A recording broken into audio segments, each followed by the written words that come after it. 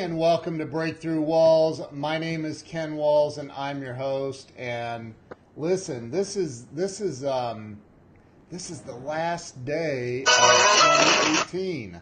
It's the last day of 2018, and man, I'm so grateful for everybody that's following this program, everybody that shares this out. Thank you to everybody. This has been a phenomenal year as a result, and I appreciate and love you all. I am really excited to be wrapping up the year with the guest that I have on today. This guy is absolutely an amazing rock star. He's active duty military. He is in the United States Air Force. He has done a TedX talk. He's the guy's an entrepreneur. He's unbelievable. So, and I actually had the honor of being on his podcast. So it's about time. Last time we had some technical difficulties and we rescheduled, and I'm excited. We're wrapping up the year with a real, true American hero. So I want to welcome my buddy on here, Sean Douglas. Sean, welcome to the show. Hey, buddy. How's it going? Dude, it's going great. I saw you chuckle. I got the Skype window over on this other monitor, and I can see you peripherally. I saw you chuckle when I said true American hero. But, dude, listen, you're in the military, and first off, thank you for your service, man. Really appreciate it. Thank you, man. Yeah, I really appreciate you. So tell me, this show is about helping people have a breakthrough. I think that people go through crap in life and they get stuck and they don't know how to get unstuck. That can be entrepreneurs. That can be people that punch a time clock. It can be anything, right? Anyone. Right. I don't think that it discriminates based on what you do for a living. So my question for you is, I want you to tell your story to help some people break through, to have them crash through whatever's holding them back. And what a perfect day of the year to do that, man, to go into next year just blazing, right? So let's start with where you were born and raised, man. Yeah, I was born and raised in Detroit, Michigan. Oh, gosh. That's right up the... Dude, that's like 2 hours from me. Maybe Is it really? 3. Yeah, I'm in northern Ohio. Yeah. Oh, man. Sorry to hear that. Go Blue. Go Bucks, right? God. It's like every year you dread like December 11th or 12th or, like right around the last college football game, you're like, oh, God. Yeah. Here come the stupid Buckeyes. Right? Oh, God. I know. So I have a lot of friends in Michigan. You know what, dude? I have never been to Michigan. Really? And it's not Been because to I don't Ohio. have I don't get into that's not me, dude. I love watching football. If the Buckeyes win, yay, but if not, whatever. Like I just don't take it that I got serious. you. Yeah, most of my childhood was spent in the summers going to Cedar Point. Oh, nice. So, yeah. It's like 4 hours away, Yeah. Sandusky, Ohio. Been up Yep. there many, many times. So you grew up in Detroit. Were you like in a suburb or in the city? Yeah, I was born in Detroit at Holy Cross Hospital. And, we lived there for a couple of years. And then, my mom and dad divorced. And then my dad went into the Air Force. And my mom said, if you go, I'll divorce you. And he's like, I'm out. And she's like, so am I. So Wow. we divorced when I was in like first grade. And then we moved out of Detroit and moved to it was like Centerline or something like that. Yeah, like Centerline, Michigan. And then it was crazy. By the time I was 18 years old and left for the military, I lived in 11 different houses and attended 8 different schools because my mom married this other guy when I was in second grade, divorced when I was in 7th grade, but we were evicted from houses. Grew up in an alcohol-dominated domestic violence household. So we lived with my grandparents at one point, lived in their basement. And then we lived in a lot of other different places. And, it was a crazy, crazy childhood. But we eventually lived in so many places like up the thumb, Yeah. like, you know what I mean? The Yeah, oh, Warren, yeah. here, and then eventually my mom rested somewhere in the thumb in Port Huron, Michigan, which is like right across the water from Canada. Hey, for those that don't know what he's talking about, explain what the thumb is, dude. Yeah, so people from Michigan use their right hand and go, "Oh, I'm from here, and I'm from here," and so yeah, so we eventually lived here, and then we moved here, and then we moved here, and then we moved here, and then my mom lives somewhere up here. Right. So Michigan's shaped like a hand, sort of, kind of, right? So it's like, so what's funny is you can go like this and go, "Oh, so here's Lower Peninsula, here's Upper Peninsula," because that's what it looks like. Oh yeah, right. So you grew up there, and at 18 years old, you said that you headed into the military yourself. I did. Okay. Yeah, man, I was out. Like, I had no ambition in life at all. I graduated high school at 17 years old in 2001. I was working as a warehouse manager for Discount Tire and didn't plan on doing anything. Like, I had no plans, purpose, nothing. And then 9/11 happened. Oh, wow. And that's the day that I was like, I'm done. I'm leaving. I'm out. So I quit my job and joined the military. On what? What date did you join? 9/12. You joined the day after 9/11, dude? Yeah, man. Signed the contract and everything, and then I left in November. I left like a month and a half later. Holy crap. Like, you took it serious. Oh, yeah. Yeah, wow. I was like, this is it. This is my dare to be great moment. Like, this is my moment, So I'm taking down Al Qaeda by myself. Right? Yeah, man. Yeah, right. Definitely. They need me. Yep. I'm kidding. Yep. So wow, dude, that's actually really commendable. I remember exactly where I was that moment. Like, wow. And I'm sure most people do that were alive at least then. So you went into the military. So you went to boot camp in November. Where's boot camp for the Air Force? Lackland Air Force Base in San Antonio, Texas. Okay, so it wasn't cold. Yeah, it's pretty cold. I remember Warrior Week. We had our greens, our battle greens, our BDUs, battle dress uniform. Yeah. And they give us this really thick like overcoat, and it's a field jacket. Yeah. And even during our Warrior Week, where we're out in the field and shooting and play war games, all this other stuff, like it's like the middle of December, right? You're like, oh, it's Texas, it's fine. No. Really? You're sitting here it's like 7:00 at night, man. You're out in the field, you're just like shivering. You're like, this sucks so bad. In San Antonio? In San Antonio, yeah. It just, I don't know. It was just that week. Because San Antonio can get pretty chilly, but when I was there, I came back as a drill instructor from 2009 to 2013. I was a drill instructor for basic training. And I literally remember like blowing off fireworks on New Year's Eve in shorts and a t-shirt. Oh my gosh. Yeah, but then I also remember there's snow. You know what I mean? And it's like super cold. And like, I don't know. In Texas San Antonio, there's snow. It's super. Well, it snowed 2 out of the 4 years that I was there. Are you serious? Wow, man. Yep. First time it snowed in like 40 years, back in like 2009. So it's one of those unpredictable snows. Oh, yeah. Yep. And then it snowed like the next year. I was like, what's going on? That's crazy, man. So you were down and what's the in northern Texas? There's an Air Force base up there. Shepherd Air Force Base is the tech school in Fort Worth and Dallas.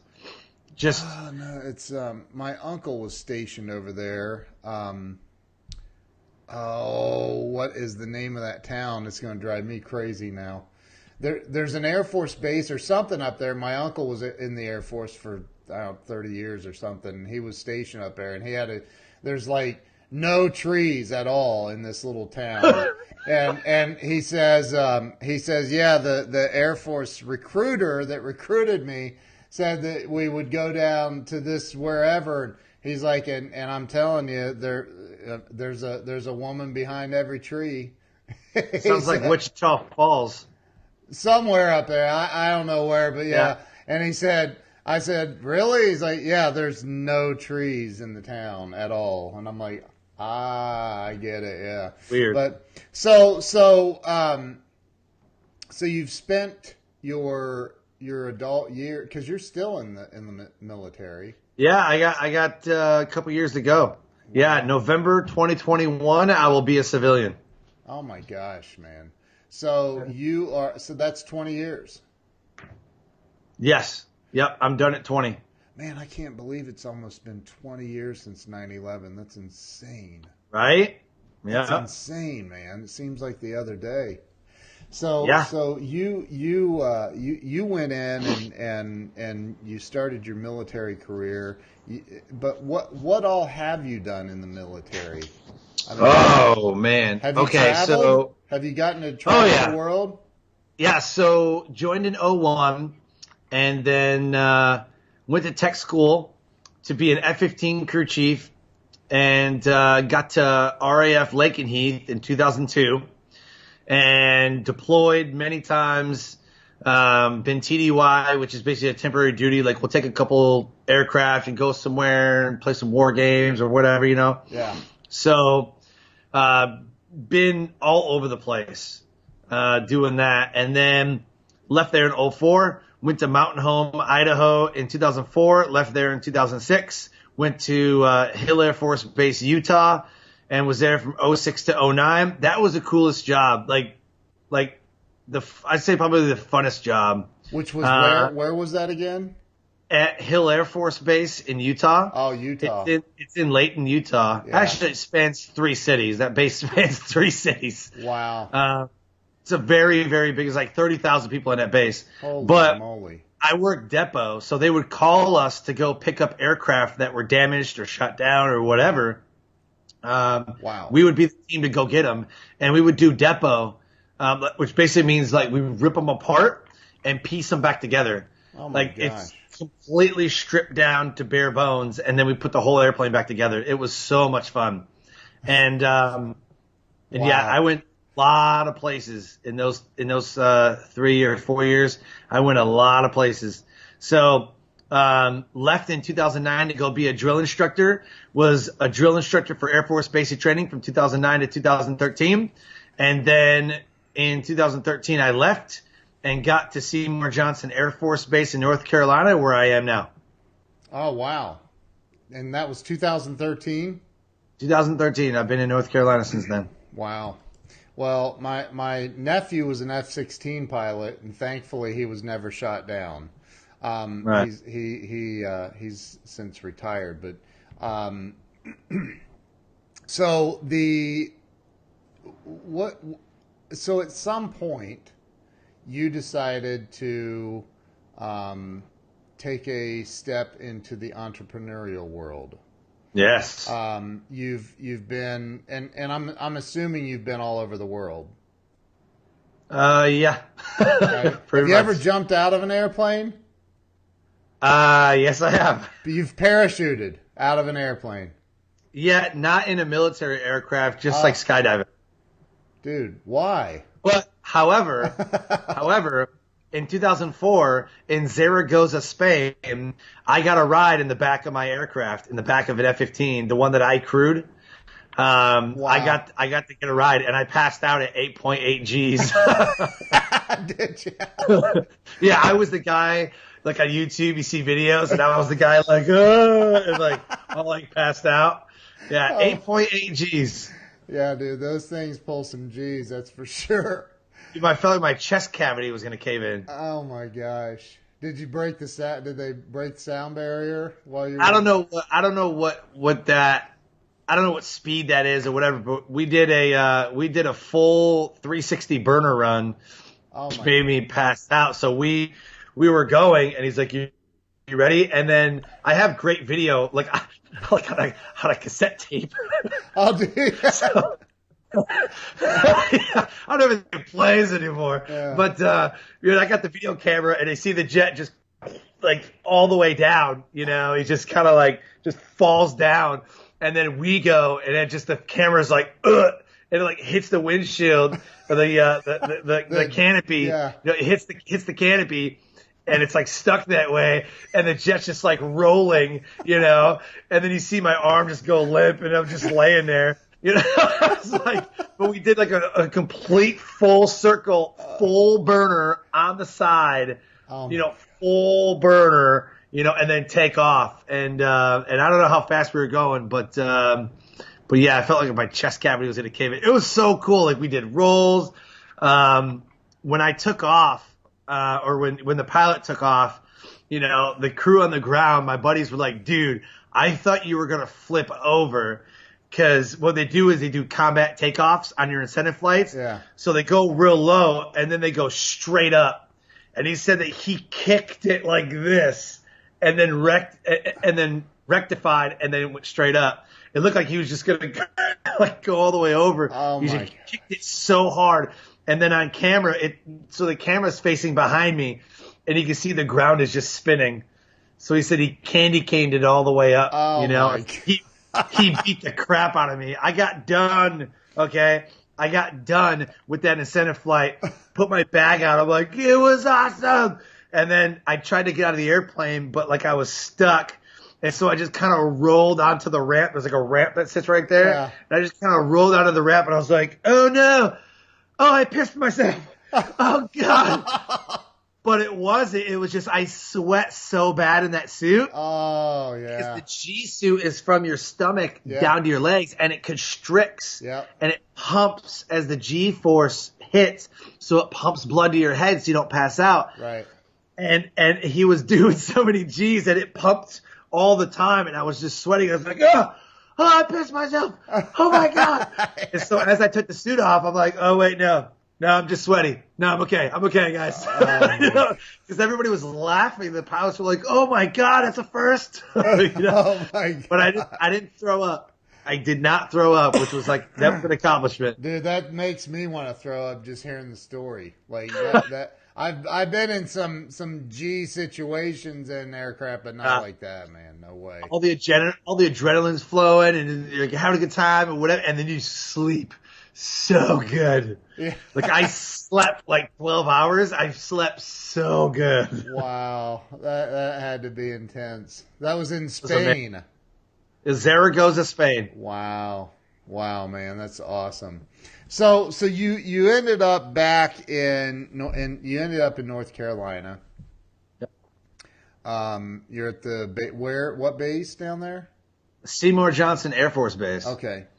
But again, at some point you said, all right, I need to get into this whole entrepreneurial thing I keep hearing about. I'm assuming. Yeah. But so tell me how that happened. What did you get into? What caused you to take that step? Yeah, so I've built 3 successful businesses while I've been on active duty status. I was in England and really got into like the techno club, the techno music. You know, I saw a lot of amazing DJs. Like we go to Scotland, and you know, it's the largest party in Europe. You know, is in Scotland, in Edinburgh, and they have like dueling DJs. I saw these clubs. I'm like, this is incredible. I said, I want to be part of that scene. So I got into DJing, started, you know, mixing and doing everything. And so I left England in 2004, and I was helping out at the Enlisted Club, like the club on the base. Yeah. I was kind of helping out, like karaoke days, doing some different things, whatever. Well, in 2004, I was into it for like a year and a half or so. I got to make this the thing, man. I got to make this the thing. And then my buddy's like, hey, come DJ our wedding. I'm like, yeah, let's do it. So, you know, we coordinated songs and did some things, and boom, got paid like $200. And I was like, ding. Okay. So then I applied to bars and clubs and different things, and I was DJing from 2004 to like 2008. For those 4 years, I was a DJ. However, in 2006, 2007-ish, it became a full-blown entertainment company. I had a team. We had videographers, photographers, other DJs, and we would like get farmed out or get contracted out from the overall umbrella of the company. Right. So we would get contracted out to these different things or whatever. But as a team, we would produce conferences, which got me into speaking. We would produce other events. We produced like military events. We produced all kinds of things. And we became super, super profitable. And then military said, see ya. And, you know, I went to go be a drill instructor for basic training. So I was like, guys, I'm out. I got to go. Oh, wow. So I sold my rights and cashed out. So you sold that or you're part of Yep. They bought me out. Yeah. it. Wow. Yep. And so that was it. Your entrepreneurial journey was over. That was that was it. I was like, man, this was great. I loved it. I come from an entrepreneurial family anyways. Yeah. I was like, this is awesome. This is great, you know. And then I was a drill instructor. Well, so right before I left Utah in 2009, I had a buddy of mine that bought and sold things. That's just what he did. He bought and sold things. Right. So in 2009, he's like, dude, come with me. I want to go to an auction. I'm like, oh, all right. My grandfather, who was also an entrepreneur, like did a lot of auctions and flea market stuff. That's cool. So we go to this storage facility and like, what the heck can we do here? He's like, it's an auction. They're auctioning off storage units. I'm like, get out of here. He wins one for like $75. I was like, this is insane. Like, this is awesome. So I go to be a drill instructor in 2009. In 2011, I buy my first storage unit. In 2010, I'm dabbling, right? 2011, I buy my first storage unit. In 2011 and 2012, my wife and I build a huge like antique store, collectible store, and I have clientele all over Texas. Really? I have clientele all over Texas. Yeah, absolutely. So I got people in Houston that want me to get them gas pump merchandise. I have people in Dallas and Fort Worth that want certain collectible items. I have a friend that works at the Rydell factory who would send me helmets and different things that I would sell in my store because What? they're just gonna get crushed anyway. Wait, is this like Literally. a brick and mortar store? Brick and mortar. Dude, Brick and what? mortar. I Yeah. love there's a show called Storage Wars or something. Yep. I love Yep, that that's show, what we did. man. My wife and I were on Storage Wars Texas in 2012 for about 12 Shut seconds. up. Are you serious? So they told us, they're like, hey, this one auctioneer was like, hey, if you come at this one place at this one time at this one whatever, I'll be the auctioneer and we're going to do Storage Wars Texas. It's a new show. Yeah. I was like, oh, I'm there. I'm going to be the new Dave. I'm going to be there, you know? Yeah. So me and the wife are there, and, you know, everybody's there, whatever. And they got me going, yep, just to get on TV. Yeah. You know, and I tried to win the unit, but Yeah. the guy super bid it up, and the wife's like, no, we're done. You did your part. No. And so the guy wins, and I was like, oh, come on. You know, so they got me on TV going, yep. Ha! You know, it was so funny. So I for like 6 months, everybody at work was like, yeah. Like, oh man. They made fun of me really bad. Dude, that is But I had absolutely awesome, man. My wife got the best unit out of any unit we've ever bought. She got the best one. Really? Like, literally, she got the best. I was bidding like 100, 125, and I was like, hey, bid it like really crazy, like bid it crazy. She's like, 350. I'm like, oh God, what? So everybody's like, $5, $5. Like everybody's like really bidding it slow. So she goes, 350. We won. Inside that unit were two 96-piece China sets. Oh my God. Yeah. A 13-piece China set, a 9-piece China set, and a 32-piece silverware set. 2 silver shot glasses, pure silver shot glasses. Dude, from like what? 1880 something or whatever. Oh my God. And then there's a bunch of books and some antique desks and some other antique stuff or whatever. It made like $5,000 off that unit on a $350 investment. Dude, she made $5,000. Hey, I gotta go. I'm gonna go. Thanks for being on. Have a good day, everybody. I'm just kidding, dude. That's Go freaking buy- awesome. I still have some of the stuff. Like we've got like you know how aluminum ladders, like 20-foot aluminum ladders, you put against your house, right? Like $200-300, right? Oh yeah, easily. Yeah, we got one in a storage unit. I bid $75 on. Oh my gosh, dude, that is crazy. It was So that's what we did. That's what we did. And you know what's crazy? Here's how good my marketing was. Okay, 2 days ago. Now I've been here since 2013. 2 days ago, I got a call. Hi, is Vintage Dreams still open? Yeah, we haven't been open since 2013. I'm sorry. They're like, oh yeah, my friend gave me your card and said you guys buy, sell, and trade antique and collectibles. Well, yes, but we're in North Carolina now. Oh, okay, thank you. I'm like, 5 years later, I still get phone calls from that store. That's how big of a network we built. Because I was doing Facebook ads before Facebook ads was a thing. Yeah, right. I was doing Facebook marketing and Craigslist marketing and network marketing before network and relationship marketing were cool. That's how we built so big and so deeply connected where people still call us asking if we're open. Well, hey, and just I don't want to go off topic too far, but dude, I want that shirt you have on. I want one of those. Yeah? Love that. Yeah. Is that yours? You make it? I'll send it to you. You have one? I'll send one to you. You sell those? Yeah. I'll buy one, dude. I love that shirt. I'll send it to you. What size do you wear? Large? Go up one more. I'll send one to you. You rock, dude. So that's an awesome shirt. But okay, so first off, that's an incredible story. I love I haven't seen it for a long time, but I love that show, Storage Wars, a little bit. Some of it's a little bit hokey, but yeah, It's, I love seeing that where they go in like your wife and you bid $350 and walk away with thousands of dollars because you landed the right one. Absolutely.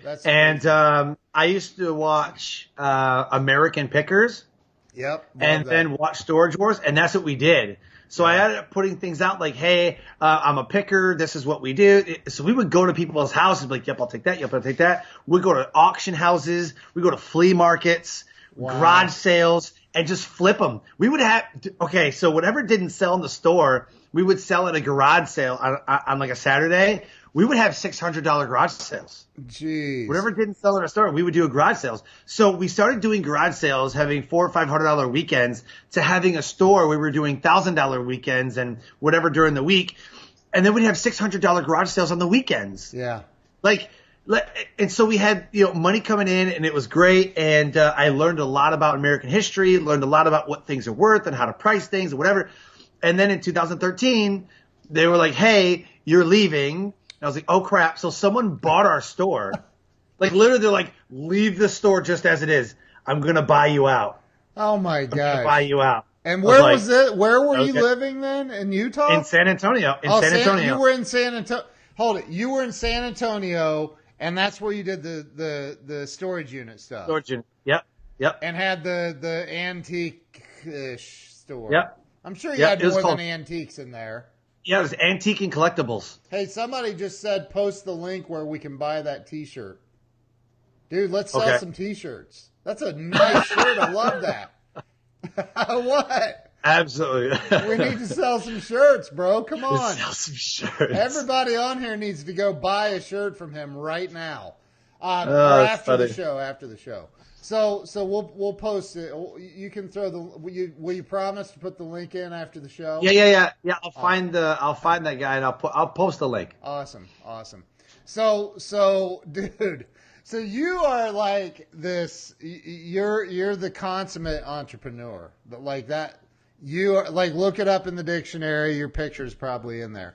Like, so you're like, okay, I'm in the military. This is cool. I like this whole DJ scene. And where was that? Amsterdam? You saw that, or? So I was in Scotland. I went to Belgium, Germany, Amsterdam, Ireland, Wales, everywhere, man. Wow. Everywhere. That's incredible. So you decide to become a DJ. You do that for a while. You decide, then you're going, the military's like, hey, by the way, we're sending you down to San Antonio to be a drill instructor. Like, Yeah. were you one of those mean ones that got in people's faces and talked about their mom? 100%. 100%. Dude, see, that's why I wouldn't have made it in the military, man. I'd have started swinging on somebody. I know I would have, man. And then I'd have gotten court-martialed and all that. But so yeah, my brother, who's 6'5.5", he was in the Navy, and he's like, dude, because he told me about boot camp. He's like, I don't know how I kept it together. I have no idea. So, but like, so you did this in San Antonio for 4 years. While you're a drill instructor, you decide to start. What made you decide to go? Just that guy saying, "Hey, come on, let's go do this." So in 2009, remember, I went with my buddy to buy a storage unit. And this is before Storage Wars, right? Jeez. Well, guess what happens in 2011? Storage Wars comes out, and I told my wife, I was like, see? We should have done it a year ago. We were ahead of the curve. We were the innovators. Oh, my God. We were the innovators. Dude. And now, all of a sudden, everybody's buying storage units. Like, because we started doing it, and then once the craze caught on, everybody was doing it. Everybody, like all of 2012 was spent like hundreds of people, which kind of started to dwindle the business a little bit. Right, but right. we would, because we branched off into other auctions, Right. estate sales, garage sales, like all kinds of stuff. You know? The difference is if you go out to bid on a storage unit and I go along with you and I'm like, hey, dude, I'm going to bid too. Is that cool? You'd be like, yeah, go ahead, rookie. Like, because there's no, I mean, you know what to look for. You got the experience. Me, I'd be like, right. $5,000, and you're like, dude, it's not worth $100. Like, but you know, so right. Well, I've definitely bid on some units. I've bid like $300-400 on a unit. And I'm like, well, this is complete trash. You know, like it all goes in a dump. I remember one unit, literally one unit. I don't even know how to. Maybe I shouldn't talk about this, but there were some pleasurable toys in there. Oh my God! And this whole unit was this. Oh like, no! Whips, chains, everything. Oh my And it God. was like it was boxes and it was just like. Oh my Lord! Some of them were in plastic bags and like little strap. I'm like, oh my God! And everything just got thrown away. Oh, that's I disgusting. didn't get anything out of there. It was a $400 trash pile, and I was like, "This is disgusting." There was pictures, magazines, and I was like, "This sucks." That's and terrible. then you find some units. I found one unit where I had to call the cops. There was marijuana in the unit, so there was marijuana. There was a rifle. So I had to call the police. I'm like, "Hey, I got this unit," and so it was bags of marijuana magazines, rifle with some ammunition. And, you got to call the cops. So, Yeah. Not every unit's glorious. Like on TV, you lose money sometimes. Yeah. And, like, you never know what you're going to find in there. You could find a dead body. Who knows? Wow. That is crazy, dude. So you got out, so you got done with the boot camp thing. And that's when you went to North Carolina. Went to North Carolina. And deployed. You sold your Storage Wars business. Yeah. And your antique store. You got out of that and you went to North Carolina. Now, what was next? Because I know you didn't get. There's no way once you become an entrepreneur, you have the bug. By the way, my buddy Dr. Dub McCloy is on here, and he said, I started in the flea market. Isn't that where all entrepreneurs are born? Yeah, right? Entrepreneurs are born in the flea market business, right? Yeah, right. Flip it, man. You just got to flip stuff. Right. So you ended up in North Carolina at a new base. Man, that's got to be. I mean, it's got to be interesting. Like you're leaving a business behind. It's like, and when you start a business, to get rid of it or walk away from it or sell it or whatever, it's like saying goodbye to your child. It is. No, absolutely. But I will tell you that there was about 2 weeks after we sold the business, like literally there was a 2-week period where we were like, this is glorious. What do I do with all this time? Yeah. Like, I'm just laying on the couch. I'm like, I'm not stressed at all. Right. This is great. And my wife and I look at each other like, I feel like I should be doing something. Like, Yeah. what do I do? Right. We're just looking at each other like, I literally have no idea what to do with my life right now because it was so consuming with everything else we were doing. Yeah. But yeah, man, crazy. So you went to the I love how you're navigating everything right now, by the way. I love it. Like you're just like on the fly, mute, boom. I see it, dude. Everybody else sees it. That's awesome. So you have so what did you do? So I got to North Carolina and immediately they're like, "Hey, your audio just went bad. Got a little better." It's like, Yep. So I think I got too excited and my microphone caved in. Oh. Okay. So I got to North Carolina and they were like, "Hey, welcome to the real military. Welcome to the real world. You're deploying," because as drill instructors, we don't deploy. You know, so there's 4 years that I don't deploy. And they're like, "Guess what? We're leaving." And so I was there for like not even 6 months and then I was deployed. Oh my gosh. Deployed for 9 months and then had a kid. And we ended up having a baby. Hold it. You were let's hold on a minute. Hold on. You were deployed. Let's talk about that. What's that mean? I know what it means, but what's that mean to you? Like, that means that I was in the Middle East for 9 months. Oh my God! Without your family, without your wife. Yes. Wow. Yep. So found out that she was pregnant 1 month before I deployed. Literally 1 month. We're like, no. So we go to the doctor, everything. We're doing everything, and I'm like, this is insane. Like, this cannot be happening right now. This cannot be happening. And so she's pregnant, and we're like, well, I gotta go. I told my boss everything. I was like, dude, my wife is pregnant. They're like, dude, your orders were already cut, man. You gotta go. Okay, so I left, and I got home 4 days before the baby was born. 4 days. Wow, dude.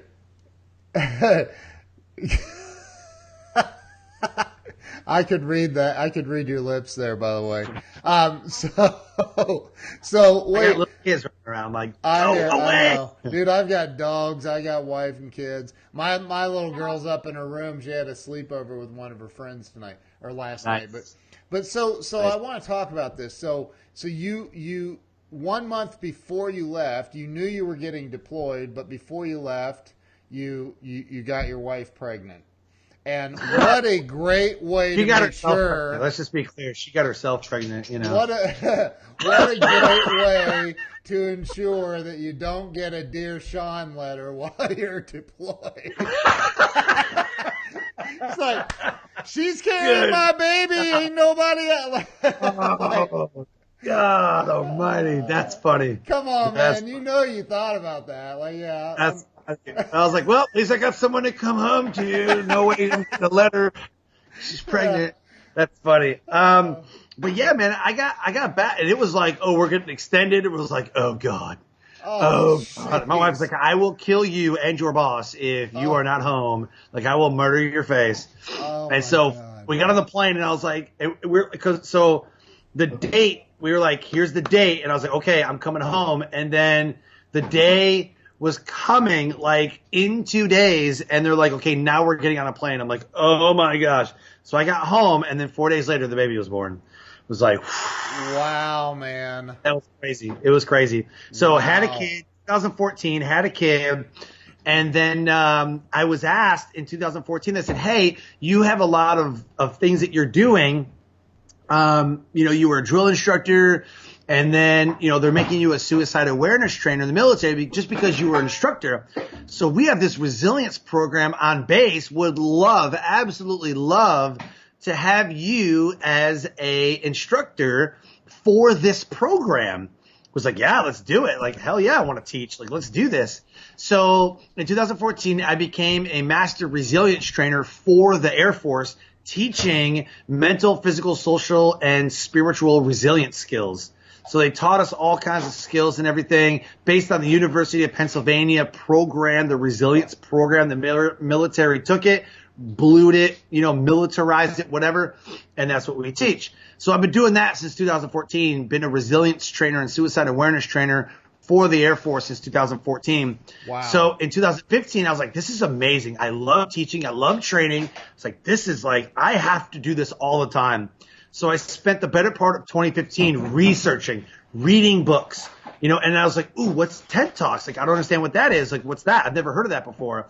Got into some professional development because in the military, it's all about professional development. Yeah. So I knew John Maxwell. I knew Zig Ziglar, like those guys, Tony Robbins, knew those guys. But I got into other names that people aren't really familiar with, but are icons of the speaker world, right? So I got into those. And then 2016, I said, I'm going to make this a thing. I'm going to get booked to speak. I'm going to become the next Tony Robbins. I'm going to be, whatever.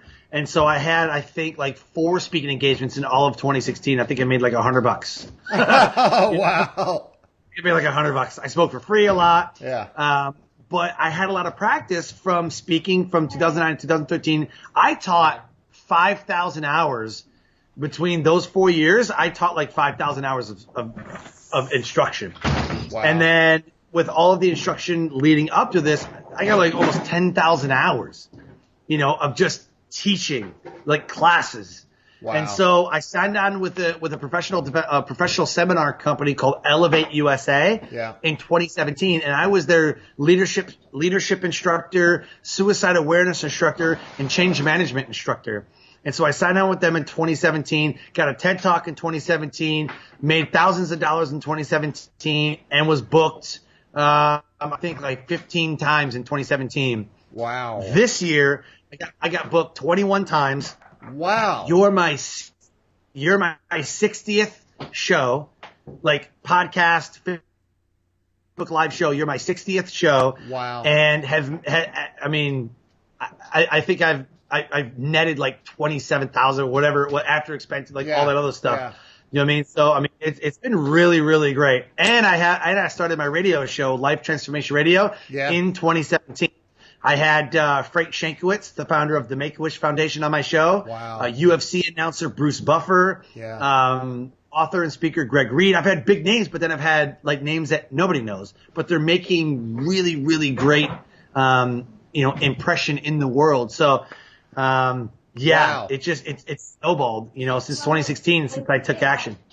Dude, wow, you just laid a lot down right there. That's incredible. I don't even know how to recap all that. But there is a lady that she was on here. I'm not sure if she still is. That said thank you for your service earlier, and her son, unfortunately, he's a military sacrifice. Yeah, he was a vet, and ended his life, and she has. Oh wow. Yeah. She has a thing where she's trying to help veterans by helping them through equine therapy. And she's trying to put together a big. Love that. Yeah, and I'm working with someone right now who's doing the same thing. Well, maybe I could connect you guys, because I don't know. I'm trying to help her, but I don't know what guidance to give. I'm her. working with someone in Virginia who's doing the same thing. Who's taking like equestrian and really using them as therapy. Yes, that's exactly what she's doing for vets that are. Trying to come back into because I remember my brother was in the military, in the Navy and he was in the first Gulf War, but he was, he came out after 6 years, and he spent a year as a civilian, and he hated it. And he couldn't, he's like, I can't do this. And he went back in for 4 more years. And then he's like, wait a minute, what was I thinking?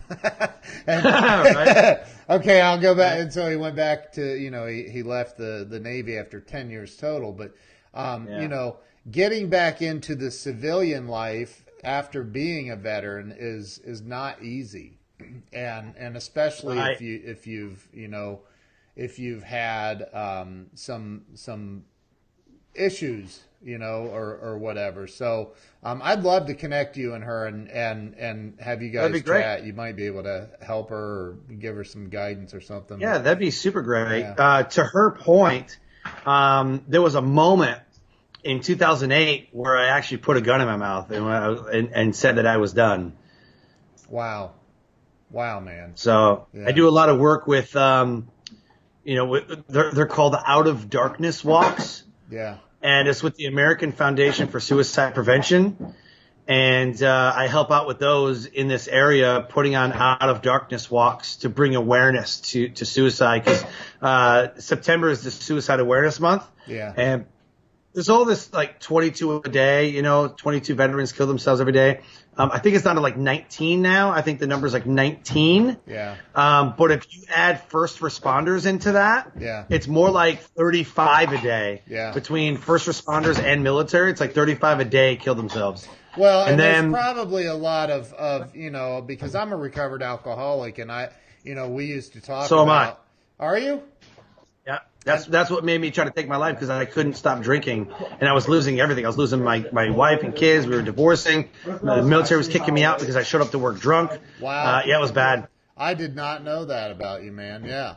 So I've talked to people about, that like, they say that 50 people a day die on the roads due to alcohol or whatever, right? And Yep.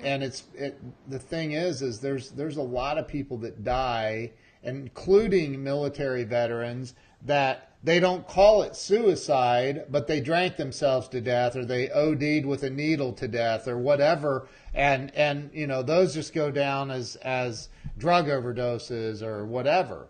So or cirrhosis of the liver, and that's whatever. And there's states that don't report it.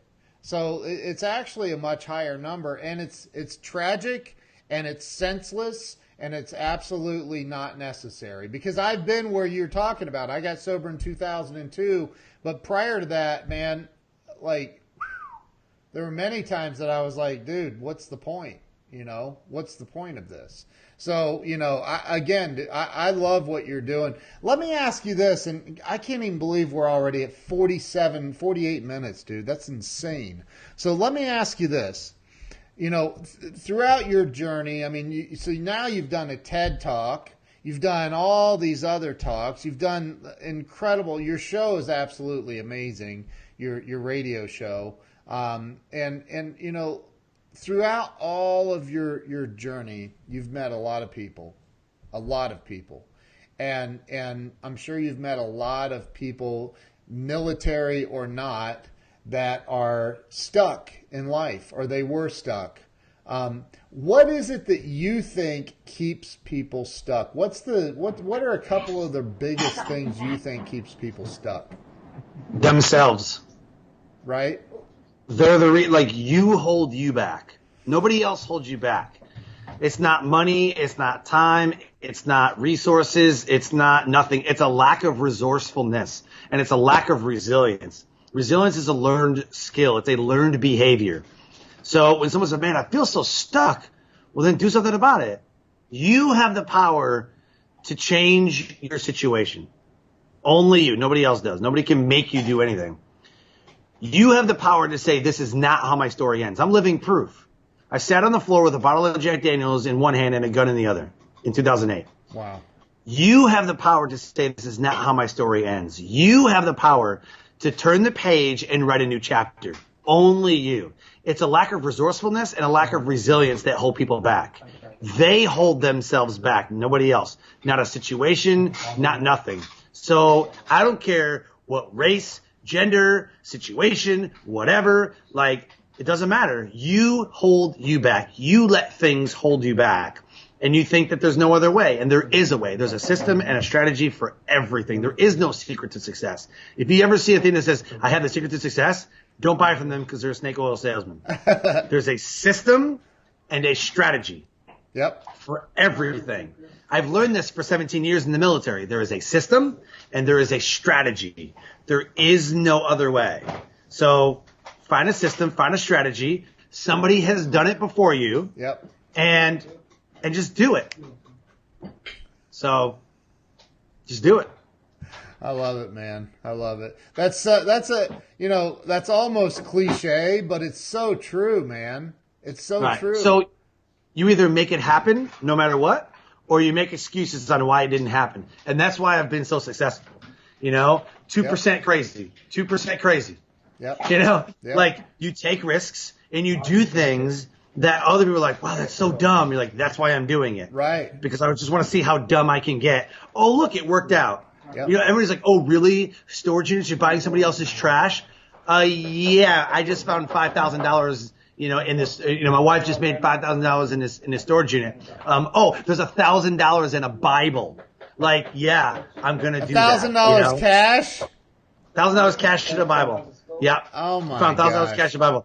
As a matter of fact, in 2012, out of all of the cash and all of the change that we found in storage units, we saved it all up. And it was like $1,300 or $1,400, and that's what we bought our Christmas presents with for the kids. Oh my was the gosh. change in the cash that we found inside the storage units. We saved it up, and then, that's what we Wow. bought Christmas with. That's It incredible. didn't cost dude. no money out of our pocket. That's incredible. That is so awesome. So, Yep. what is your primary business now, and how can everybody on here follow you? Yeah, so my primary business is called the Success Core, CORPS. Not corpse, it's Success Core. Yeah. And what it is a global entrepreneurship speaker and business owners academy. I am mentoring somebody right now, and I said, hey, what is your business? Like what are you registered as? And he's like, I'm just this. No, what are you registered as? Like, are you S Corp, are you LLC? And he's like, I don't know what are you talking about? Like, LLC, like limited, like, are you sole proprietor? Like, how do you file taxes? He's like, I just filed taxes. I'm like, are you registered? And he's like, I don't know what you're talking about. I'm like, oh my God. Right. So I'm mentoring people that are fresh into the entrepreneurship and the business owner. Yeah. Right? Yeah. And who wants to be a speaker, who wants to be an entrepreneur. And so the Success Core is a global entrepreneurship speaker and business owners academy that teaches fundamental foundational systems and strategies that make you successful. These are so easy to implement that you position yourself correctly in the market so that the market receives you and you become successful with the implementation of systems and strategies that we give you. That's awesome, dude. That is really awesome. So how can everyone follow you? Yeah, so I'm on Facebook and LinkedIn. I don't do any of the weird social medias like Snapagram or InstaChat or whatever the heck they're called. So I do Facebook and LinkedIn. So I've got a couple groups. So my radio show, Life Transformation Radio, is a Facebook group. It's Life Transformation Radio Community. Yep. And then the group, the Success Core, CORPS, you can join the group. And I do every Wednesday at 7 p.m. I do mastermind calls every Wednesday at 7 p.m. as a group coaching mentoring session.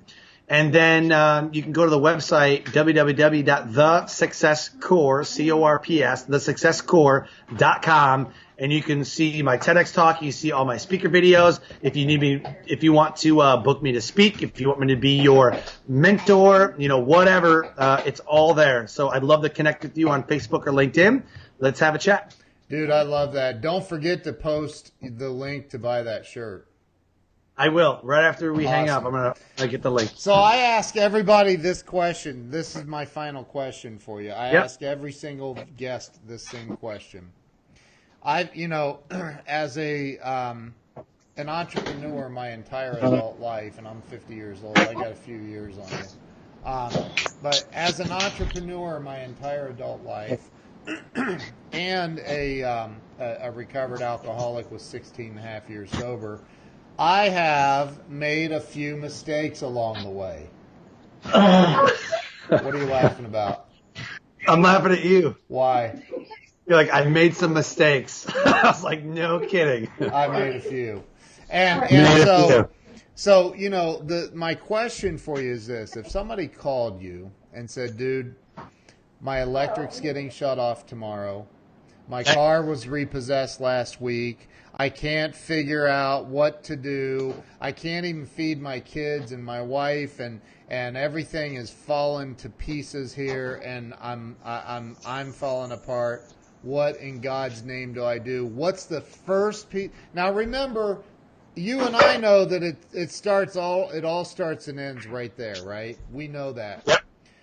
Yep. But what do you say to that person that's in that position that doesn't realize that's where the problem originates? So the first thing I would say, always that I say is the first thing, and this is just me and my background and everything. The first thing I would say, like if it was you, I'd say, Ken, here's what you need to do. I don't know where you come from, but you need to pray. Like, come to Jesus, come to God, and lay it at God's hands and lay it at God's feet. That's the first thing you need to do. Secondly, if you don't believe in that, then here's what you need to do. You need to create some kind of a digital product. And you can do this for free on Canva. I literally created a $47 ebook that I sell 3, 4, 5 times a week, like passively. I don't do anything. They go to my website, people see it, they're like, oh, buy it. They see it in my group. They join my group. Oh, look, a speaker ebook, download, right? So create a digital product that is in your zone of genius. All I did was go to Canva, okay, and create a template, right? Create a document, and it was a 15-page ebook. I downloaded the ebook. I uploaded it to an ebook distribution system, right? And then I took that link, put it in Bitly, and now I promote the Bitly link. Yep. And people buy, like, I don't know where to find speaking engagements. Here's the Bitly link. Somebody bought my book, $47. So immediately today, if you need some more income, create a digital product. Create a digital ebook that gives massive amounts of value, and $47. That's how much it costs. $47. And the only cost to you is $5 a month for the distribution system. Dude, that's awesome, man. That's awesome. We use Canva every day for something. Like, I love Canva. I'm pretty good with Photoshop, but I still love Canva. Like, it's awesome. Yeah. So Canva's dude, great. Listen, man, I again thank you sincerely for your service. Thank you for what you do, man. Because you are, people that say, "Oh, I'm too small. I don't know anybody. I can't really change the world." Dude, we've all been in that mindset. We've all had those thoughts. I probably still have them every day, right? Like, but you're somebody that's taking it and going, I don't care. I'm doing it anyway. Right? 100%, man. You make it happen no matter what, or you make excuses on why your dreams didn't happen. That's right, dude. That's right. So dreams are just goals with a deadline. Yep. That's it. Dreams are just goals with a deadline. Yeah. Dude, I appreciate you taking the time to be on here. Thank you. Thank you for being on. Thank you for sharing all of your wisdom. Thank you for everything, man. You're what Gary Vee talks about all the time. I mean, God. I mean, you are, man. Gary's The like, hustle dude, go for it. find something in your basement and sell it. You can make some money. Yeah. Go get rid of the junk. Go buy somebody definitely. else's junk and resell it. You'll make money. So there's a way. We did that for years. We did that for years. I know. It was very profitable. I know, man. And that's where people don't have to stay stuck. There's always a way out. You just have to you just have to think, right? So listen, thank you for wrapping up 2018 with me on Breakthrough Walls. It's a pleasure, man. Dude, honored to be here. I'm honored that you were the guy that helped me wrap this all up. So thank you so much. I appreciate you. And God bless you and your family. I hope 2019 is just a killer year for you. Yeah, you too, man. I really appreciate you, and you've been a great friend this year. Thank you. And honored to be on your show, man. Appreciate you. Thank you. All right, you guys, everybody have a very safe and happy New Year's Eve. Don't take tomorrow off. That's a lie. Whoever told you it's okay to take the first day of the year, man? That sets the pace for the rest of the year. I teach that. You do? I teach that. What, to take it off? Take the first day of the year off. Oh, Take it off. I can't. Oh, I can't. Take it off. You know why? I Because if you don't take care of yourself, you can't take care of anybody else. I know. I'm going to take care of myself. I get it, man. But, like, I feel like it sets the tone for the rest of the year. I'm going all in, man. I'm doing meditation. I'm getting a haircut. Yeah. I'm getting a massage. I'm doing some meditation. I'm working on some systems and strategies, maybe taking some notes. Right. But I'm not going all in until the second. That's still work. Nah, you're just strategizing. You're just mind mapping. I know, but it's still, again, I personally think go all in, man. But hey, at least the people that are doing your massage and haircut are working. This is true. Anyway, bro, listen, thanks. I really appreciate you, man. You're awesome. Appreciate you being on. Yeah, you too, man. All right, you guys have a happy new year. We'll see you next year. See ya. All right.